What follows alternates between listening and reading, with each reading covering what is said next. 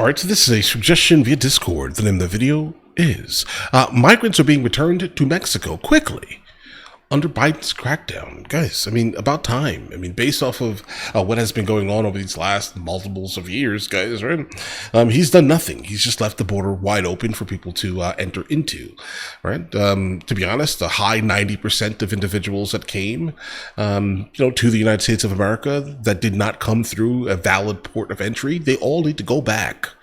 That's not how we do things here. I mean, we're basically a country ran by the rule of law, and the first action that they did when they came into the United States of America illicitly was to trespass. These are trespassers, but all right, let's go ahead and check this out. Let's see where this takes us, guys. Let's do it.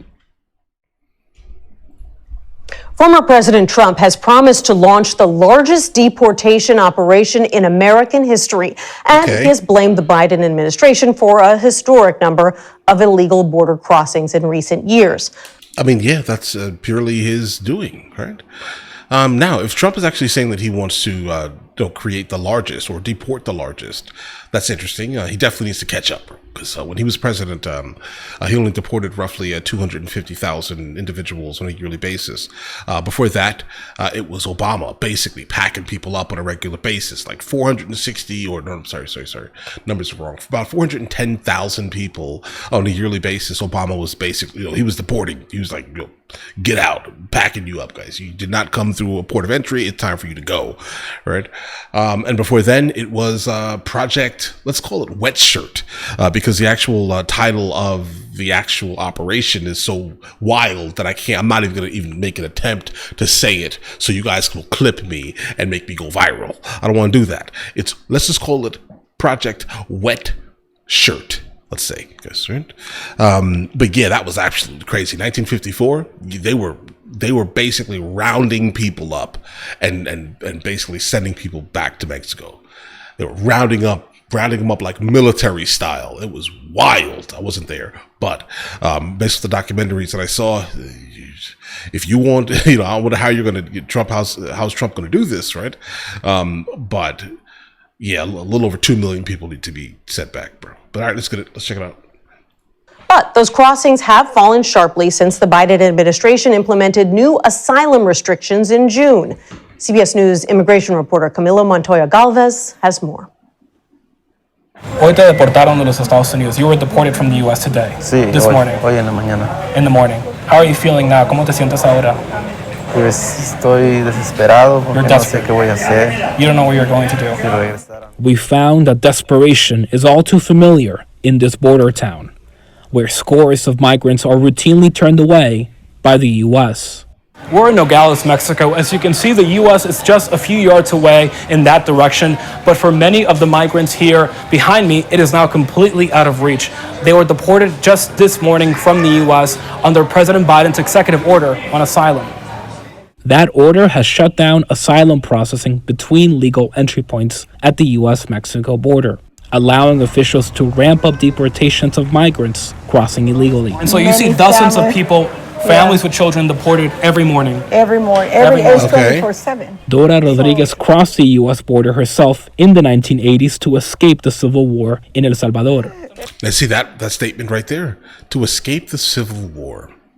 Be honest here, that's grounds for asylum. The high average of the individuals that have been coming are not coming for asylum. They don't even qualify for asylum, right? They are specifically here for the concept of economic migrancy, right? And remittance to their country. That's it. That's not a valid excuse for you to be here under asylum. So this is hence the reason why I say high 90% need to not be here, because they're not actually asylum seekers, are they, guys? No, but all right. The U.S. border herself in the 1980s to escape the civil war in El Salvador. She comes to Nogales every week with other American volunteers to offer food and guidance to deportees in need. They don't even know where they're at. They don't even know where they are. Or what to do. Right. So we encourage them to go to the shelters, local shelters in this area, to get a bath, to take a good meal.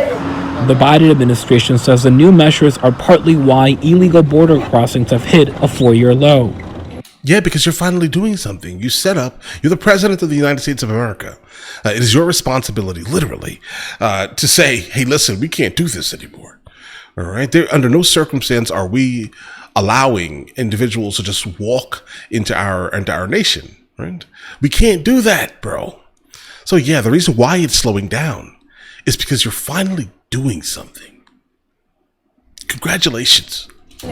But according to Rodriguez, those policies mean people fleeing danger are being turned away. They're fleeing violence from organized crimes, from gangs, hunger. Right. So they're no criminals, and they are yet punished by our laws.